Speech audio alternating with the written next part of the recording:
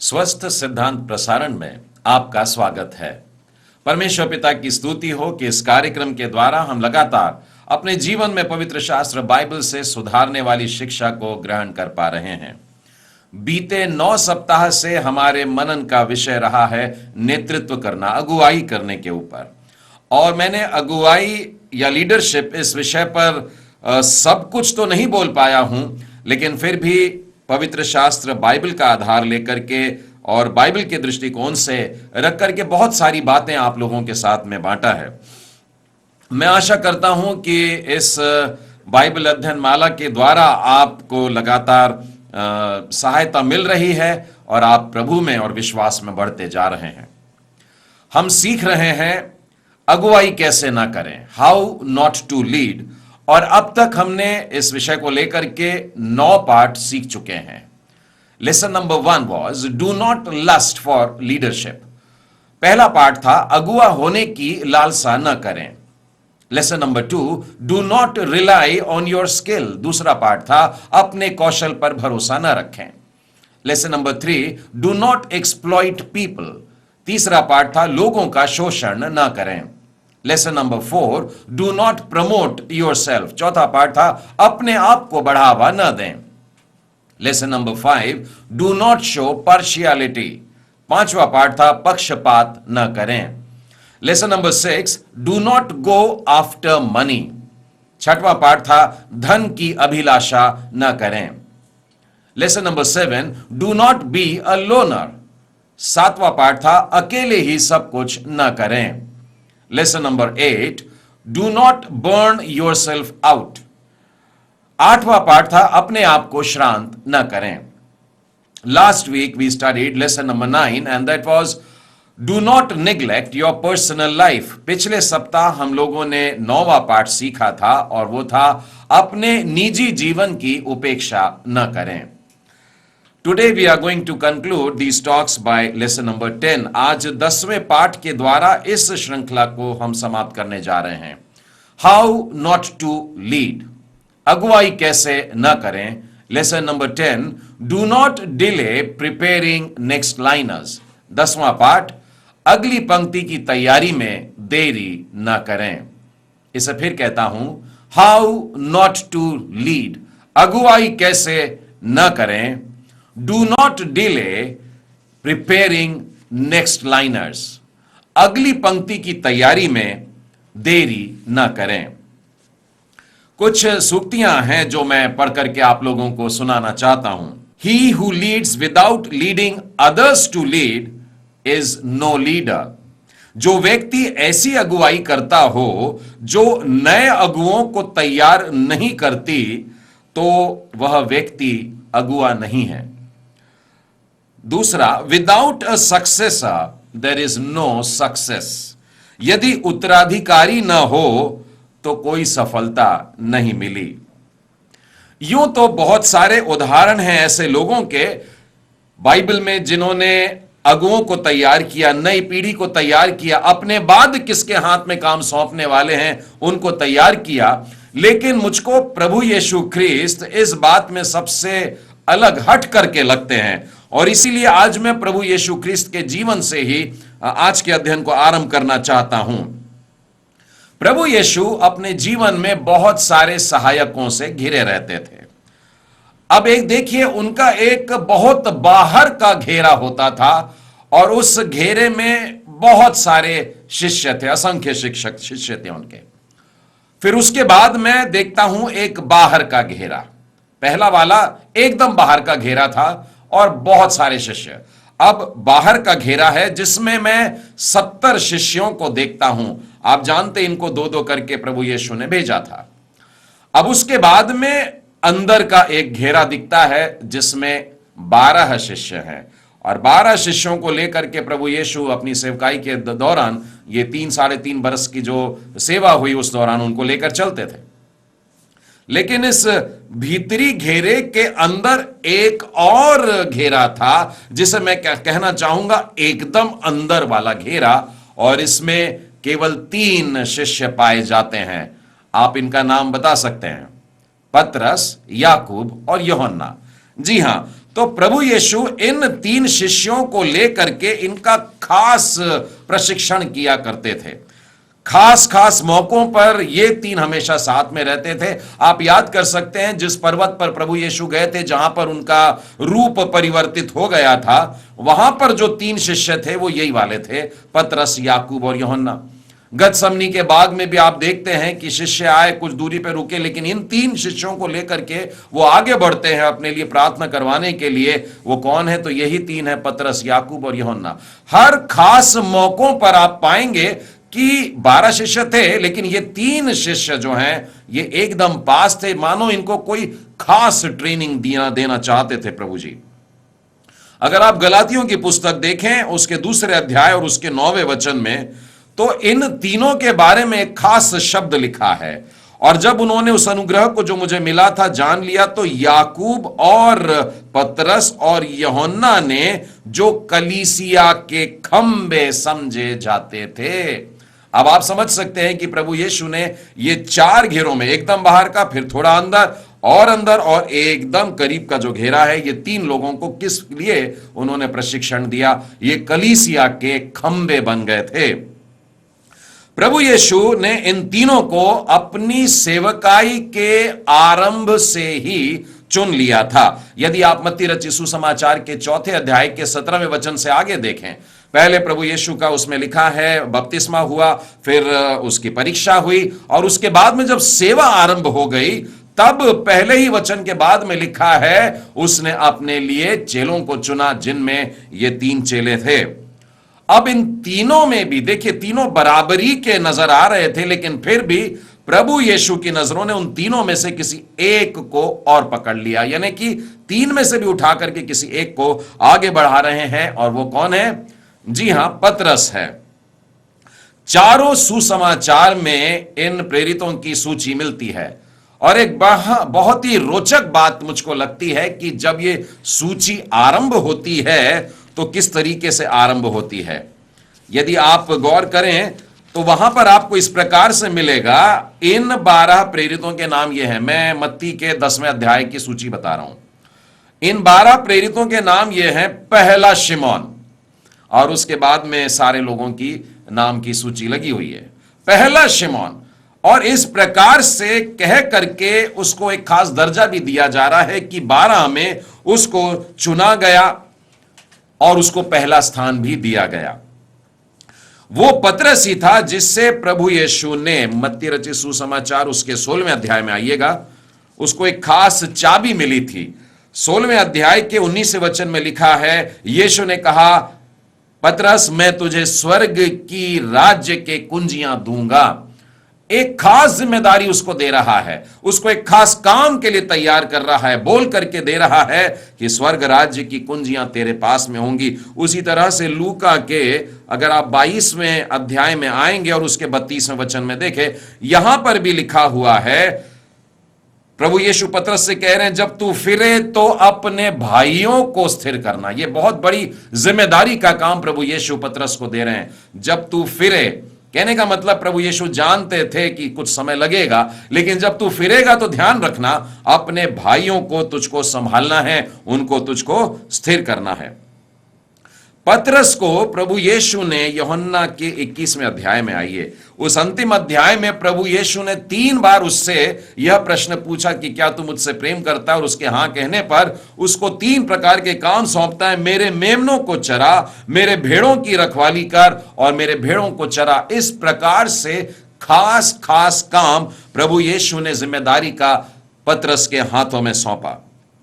प्रियो, मैं सोचता हूं कि यदि प्रभु यीशु अपने शिष्यों की केवल कमजोरी ही देखते रहते तो गुस्सा हो जाते। उनकी कमजोरियों को एक तरफ रख करके प्रभु यीशु ने बड़ी सहनशीलता के साथ, बड़े धैर्य के साथ अपने शिष्यों को सिखाया और उनको आगे आगे बढ़ाता रहा, यहां तक कि अंत में भी, यानी कि प्रभु यीशु के जाने का भी समय आया तो वो समझ नहीं पा रहे थे कि प्रभु यीशु का क्या मरना जरूरी है, कि क्या क्रूस पर जाना जरूरी है। वो उससे कह रहे थे कि ऐसी बातें मत कर, लेकिन प्रभु यीशु का लक्ष्य अलग था और वो समझ नहीं पा रहे थे। यहां तक कि वे प्रभु यीशु के पुनरुत्थान के बाद भी, पुनः जी उठने के बाद भी विश्वास ही नहीं कर रहे थे। मेरे साथ में आप निकालिएगा मरकुस रचित सुसमाचार और उसका 16वें अध्याय, और 16वें अध्याय में 3 बार ऐसा वर्णन आ रहा है। मरियम मगदलीनी जाकर के उनको सुनाती है कि वो यीशु जीवित हो गया है और मैंने उसे देखा है। 11वें वचन में लिखा है, परंतु उन्होंने उसकी प्रतीति न की। उसके बाद 12वें और 13वें वचन में लिखा है, इम्माउस को जो 2 जन जा रहे थे, उन्होंने भी यीशु को देखा। वो दौड़ते हुए वापस यरूशलेम आते और लोगों को बताते, शिष्यों को बताते हैं, हमने देखा है, वो जीवित हो गया है। लेकिन लिखा है, परंतु उन्होंने उसकी प्रतीति न करी। फिर उसके बाद 14वें वचन में फिर से एक बार लिखा हुआ है, उन्होंने उसकी प्रतीति न की। प्रभु यीशु के जी उठने के बाद, उनको दिखाई देने के बाद, उनको दिखने के बाद भी वे प्रतीति नहीं कर रहे हैं। जी उठने के बाद में एक और घटना है। मैं प्रेरितों के काम के पहले अध्याय में ले चलता हूं आपको, जहां पर प्रभु यीशु उनसे कह रहे हैं कि सारे संसार को सुसमाचार बांटने का है। लेकिन उनको लग रहा था कि बस अभी इसी राज्य का हम लोगों को हक मिलने वाला है। और प्रभु यीशु वास्तव में वर्ल्ड इवेंजलाइजेशन के लिए बोल रहे थे, लेकिन इन लोग मात्र नेशनल लिबरेशन की बात कर रहे थे। देखिए, पहले अध्याय के 6वें वचन में लिखा है, अतः उन्होंने इकट्ठा होकर यीशु से पूछा, हे प्रभु, क्या तू इसी समय इजराइल को राज्य फेर देगा? देखिए कितने दूर रहे वो उस बात से। प्रभु यीशु उनको हर बार आगे बढ़ाते गए, प्रोत्साहित करते रहे और उनको मानो अगले स्तर पर आने के लिए, अगली पंक्ति में तैयार हो जाने के लिए प्रभु यीशु ने बड़े धैर्य के साथ में उनसे पेश आया।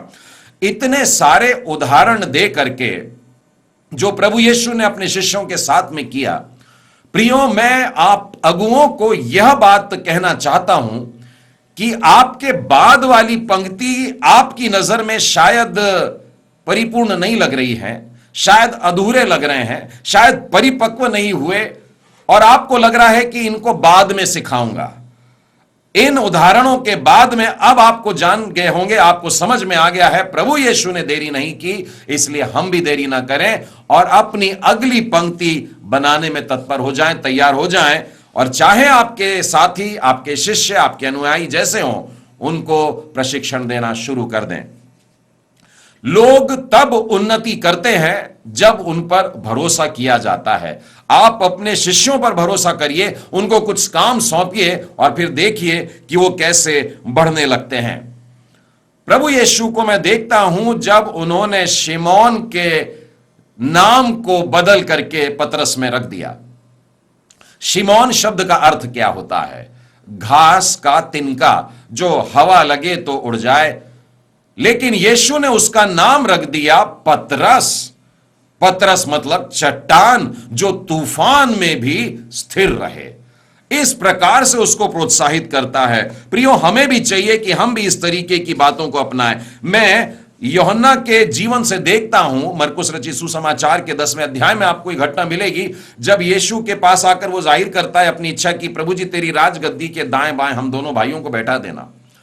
लेकिन आपको मालूम है कि ये यूहन्ना प्रभु यीशु के लिए बाद में कष्ट उठाने वाला, दुख उठाने वाला बन जाता है।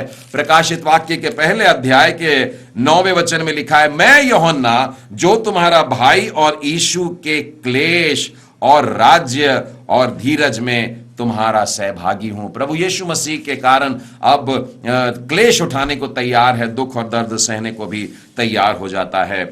प्रभु यीशु अपने नए अगुओं को तैयार करने के लिए, उनके लिए बहुत बहुत बहुत प्रार्थना किया करते थे। अपने शिष्यों के लिए हर एक अगुओं को प्रार्थना करना चाहिए। यह मैं प्रभु यीशु के जीवन से आपको अभी बताना चाहता हूं। प्रभु यीशु इससे पहले कि गतसमनी के बगीचे में जाते उन्होंने एक प्रार्थना की थी। यूहन्ना के 18वें अध्याय में गतसमनी में गए, लेकिन 17वें अध्याय में लिखा है महायाजक की ये प्रार्थना कर रहे हैं। और उस प्रार्थना में मैं 7 वचन जो पाता हूं, वो केवल अपने शिष्यों के लिए प्रार्थना कर रहे हैं। प्रभु यीशु अपने शिष्यों के लिए लगातार परमेश्वर के सामने विनती किया करते थे। आज हम अगुओं को भी इसी बात की आवश्यकता है। वास्तव में प्रभु यीशु हमें सिखा रहे हैं हम भी लगातार प्रार्थना में लौलीन रह के अपनी अगली पंक्ति को परमेश्वर के सामने ले जाकर के खड़ा कर दें और परमेश्वर से कहें, प्रभु जी मेरे बाद इन लोगों को काम दिया है, इन लोगों को आप आशीर्वादित करें। मुझे बिशप अजरिया की याद आती है जो 1874 से 1945 के बीच में रहे। उन्होंने IMS और NMS नाम की मिशनरी संस्थाओं के भी संस्थापक वे रहे हैं। उनके बारे में लिखा है कि वे 30 वर्ष तक प्रतिदिन अपनी संस्था के एक एक सदस्य का नाम ले करके परमेश्वर से याचना करते थे, विनती करते थे, प्रार्थना करते थे। हमें भी बिल्कुल इसी तरीके से अपने जीवन में प्रार्थना को महत्व स्थान देने का है, अपने शिष्यों के लिए प्रार्थना करते रहने का है। उस घटना को याद करना चाहता हूं जिस समय परमेश्वर ने मूसा से कहा था कि तू वाचा के उस देश में प्रवेश नहीं कर पाएगा, पर केवल अपनी आंखों से तू देखेगा। और जब परमेश्वर ने मूसा से यह बात कही तो आपको मालूम है मूसा परमेश्वर के सामने क्या बात करता है। मैं आपके लिए गिनती की पुस्तक उसके 27वें अध्याय में से बताता हूं।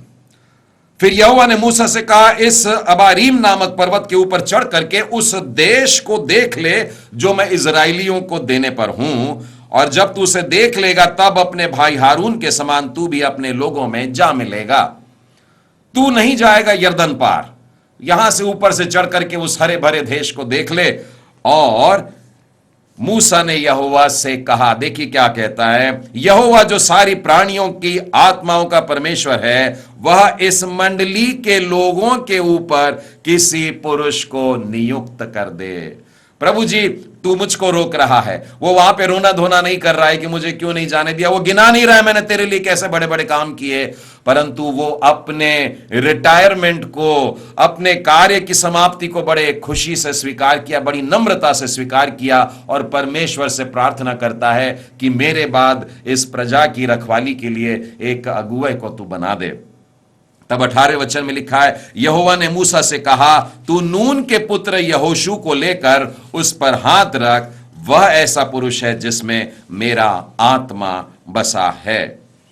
इस घटना में हम देखते हैं कि मूसा ने अपनी सेवानिवृत्ति को स्वीकार कर लिया, परमेश्वर से कहा एक अगली पंक्ति का तू निर्धारण कर दे, एक व्यक्ति का नाम बता, और परमेश्वर ने नून के पुत्र यहोशू का नाम बताया कि उसको आगे के काम को सौंप।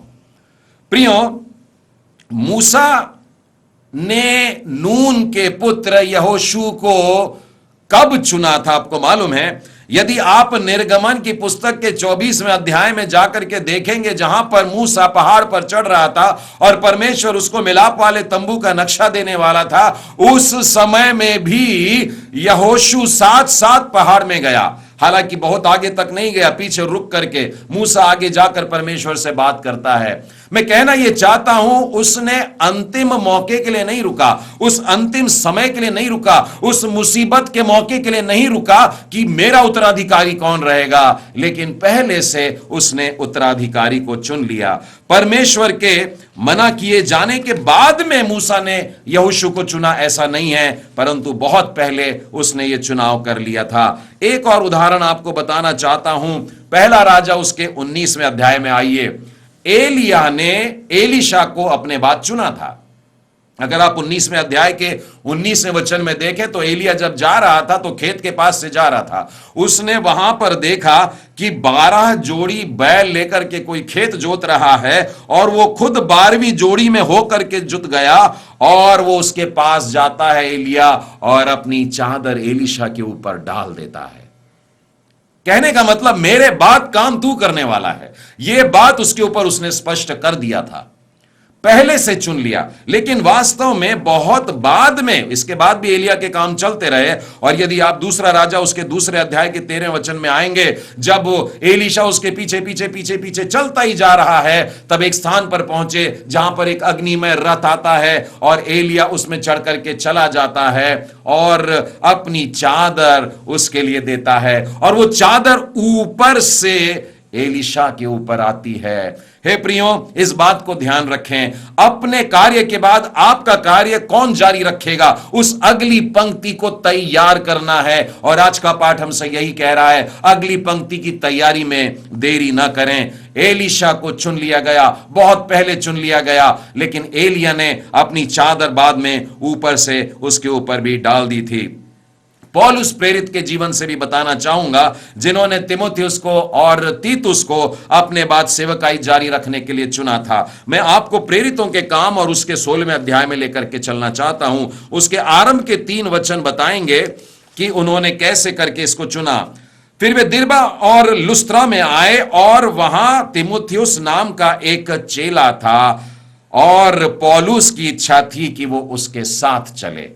वो उसको शुरू से ही प्रशिक्षण देने की सोच रहा है। उसी प्रकार से अगर आप गलातियों के पुस्तक के 2 अध्याय में और उसके पहले वचन में देखेंगे तो वहां लिखा है, 14 वर्ष के बाद मैं बरनबास के साथ फिर यरूशलेम गया और तीतुस को भी अपने साथ ले गया। अपने साथ काम में उनको लेकर के चलना है, उनको अपने अपने हर एक काम का दर्शन कराते जाना है, किस तरीके से, किस परिस्थिति में कैसे हम लोगों को जीना है। ये बातें पहले से अगली पंक्ति पर स्पष्ट हो जाना चाहिए। मेरी व्यक्तिगत गवाही में से आपको बताना चाहूंगा, 1996 में जब हृदय विकार के कारण मुझे अस्पताल में भर्ती कराया गया तो शल्य क्रिया होने के एक शाम पहले बिल्कुल भी किसी प्रकार की चिंता मुझे नहीं खा रही थी कि यदि इस दौरान मेरी मृत्यु हो जाती है तो कल को क्या होगा। और मेरे साथियों को बताने के लिए कोई खास निर्देश भी मैंने अपने लिए नहीं रखा था, परंतु परमेश्वर पर पूरा भरोसा करके आनंदित था। एक महत्वपूर्ण बात बताना चाहूंगा कि अगुओं की जो अगली पंक्ति तैयार करते हैं हम लोग, तो इन बातों से प्रभावित मत होइएगा, जैसे कि जातिवाद की बातें, क्षेत्रवाद की बातें हैं। मैं बाइबल से ही अभी जो पढ़ के बताया आपको, पौलुस का उदाहरण, उसके प्रेरितों के काम का 16वां अध्याय अभी भी खुला है, वहां पर लिखा है कि पौलुस ने तीमुथियुस को चुना जो किसी विश्वासी यहूदीनी का पुत्र था, परंतु उसका पिता यूनानी था। मतलब तीमुथियुस जो है वो आधा यहूदी है। और अगर आप गलातियों की पुस्तक में देखें, जो तीतुस है वो गैर यहूदी है। और अगर आप पौलुस के बारे में पढ़ें तो फिलिपियों की पत्री के 3 अध्याय में मिलता है, वो इब्रानी का इब्रानी है, यानी कि एकदम पक्का यहूदी है। कहता हूं कि एक शुद्ध यहूदी ने अपने अगली पंक्ति तैयार करते समय एक आधे यहूदी व्यक्ति को और एक गैर यहूदी को उसने चुना। और इसीलिए हमें भी ध्यान देने का है कि कोई भी व्यक्ति बन सकता है, कहीं का भी व्यक्ति, कोई भी भाषा वाला, कोई भी राज्य वाला, कहीं से भी आकर के हमारे शिष्यों में शामिल हो सकता है। दूसरी बात, जब आप अपनी अगली पंक्ति तैयार करते हैं तो भाई भतीजावाद बिल्कुल ना होने दें, कोई रिश्तेदारी को स्थान न दें। क्रिस्तीय अगुवाई में राजवंश का कोई भी नियम बाइबल में हमको नहीं मिलता है। बाइबल में कुछ बुरे उदाहरण भी मुझको नजर आते हैं, क्योंकि देखिए, एली परमेश्वर का एक बहुत अच्छा भक्त था, लेकिन मैं उसके बच्चों के विषय में पढ़ता हूं कि वे लुच्चे थे, दुष्ट थे। उसके समान मैं शमूएल नबी के बारे में भी पढ़ता हूं, जो कि परमेश्वर का बड़ा प्यारा नबी रहा, लेकिन उसके बच्चों के बारे में लिखा है कि वे भ्रष्ट थे। और उसी प्रकार से बहुत से राजाओं के विषय में भी पढ़ता हूं कि वे राजा अच्छे रहे, लेकिन उनके बच्चों ने अच्छी तरह से परमेश्वर के पीछे चला नहीं था। प्रियो, हमारा कार्य हम बड़ी आसानी से दूसरों को बांट जरूर सकते हैं, लेकिन ध्यान रहे कि अभिषेक की चादर तो ऊपर से ही आती है। आप अपना बैटन लोगों को दे सकते हैं, कार्य सौंप सकते हैं, लेकिन अभिषेक परमेश्वर की ओर से ही होना चाहिए। और इसीलिए अपने अगली पंक्ति तैयार करने के लिए परमेश्वर के सामने प्रार्थना में अपने घुटनों पर आकर के जरूर रहें। एक और सलाह देना चाहता हूं प्रियो, कि अपनी सेवकाई के दिनों में आप अपने उत्तम सहयोगियों से महत्वपूर्ण कार्य जरूर कराते रहें। मैं 2 राजा में से आपको बताता हूं, 9वें अध्याय में, वहां पर एलीशा भविष्यवक्ता ने भविष्यवक्ताओं के चेलों में से एक को बुलाकर उससे कहा, कमर बांध ले, हाथ में तेल ले और फिर ये कुप्पी लेकर के गिलाद के रामोत को जा और वहां येहू को राजा होने के लिए उसका अभिषेक कर दे। एलीशा खुद कर सकता था राजा का अभिषेक, लेकिन उसने अपने भविष्यवक्ता, अपने चेलों में से किसी को बुलाया, इधर आओ, तुम ये तेल लो और जा करके अभिषेक करके तुमको आना है। अपने अगली पंक्ति को उनमें से चुनो लोगों को और जा करके अच्छा काम करने के लिए बोलो। प्रभु यीशु को मैं देखता हूं, यूहन्ना के 4 अध्याय 2 वचन में लिखा है कि प्रभु यीशु खुद बपतिस्मा तो नहीं दे रहे थे, लेकिन अपने शिष्यों को उन्होंने ये काम सौंप रखा था कि तुमको ये काम करना है, और वो शिष्यों ने अपने शिष्यों को सिखाया, और आज तक ये हम लोग करते आ रहे हैं। उसी तरह से हम देखते हैं तीतुस को पौलुस ने एक बहुत ही बड़ा काम दिया था। यदि आप तीतुस की पत्री को देखें और उसके पहले अध्याय और उसके 5वें वचन में, वहां पर यूं लिखा है कि प्रेरित पौलुस ने तीतुस को इसीलिए चुनकर के भेजा क्रेते में जाने के लिए कि शेष बातों को सुधारे और मेरी आज्ञा के अनुसार नगर प्राचीनों को नियुक्त करे। वहां पर इतना बड़ा काम अपने शिष्य को दिया, अपने अगली पंक्ति को दिया कि वहां के प्राचीनों को, वहां के पास्टर्स को भी चुनना पड़े। प्रियो, अपने सहयोगियों में से किसी के बहुत बढ़ने पर या बहुत हुनर वाला होने पर, यदि आपका कोई अनुयायी, आपका कोई शिष्य वरदानों से बहुत भरा है और वो आपसे बढ़ बढ़ करके काम कर रहा है, तो घबराना नहीं, परमेश्वर में आनंदित होना। क्योंकि प्रभु यीशु के एक खास शब्द को आपको बताना चाहता हूं। यूहन्ना का 14वां अध्याय देखिए, उसके 12वें वचन में लिखा है, मैं तुमसे सच सच कहता हूं कि जो मुझ पर विश्वास रखता है, ये काम जो मैं करता हूं वो भी करेगा, और इतना ही नहीं, इससे बढ़ करके काम करेगा। तो प्रिय अगुओं, यदि आपसे बढ़कर के काम आपके अगली पंक्ति वाली कर रहे हैं, तो प्रभु यीशु के इन शब्दों को याद रख करके आनंदित होना कि हां, सब कुछ परमेश्वर की योजना के अनुसार ही हो रहा है। प्रियो, हम जो अगुए हैं, जो लीडर्स हैं, उनको लैडर होना चाहिए, मतलब कि हमारी सहायता से लोग ऊपर की तरफ बढ़ते जाएं, चढ़ते जाएं, ऐसा होना चाहिए। एक और बात आप लोगों से कहना चाहता हूं कि अगुओं की अगली पंक्ति तैयार करने में 4 चरण होते हैं। वो 4 चरण इस प्रकार से हैं। पहला, मैं करता हूं, आप लोग देखिए। दूसरा चरण होता है, मैं कर रहा हूं, आप सहायता कीजिए। तीसरा चरण होता है, आप करिए, मैं सहायता करता हूं। और चौथा चरण होता है, अब आप लोग करिए, मैं देखता हूं। इस रीति से हम अपनी अगली पंक्ति को तैयार कर सकते हैं।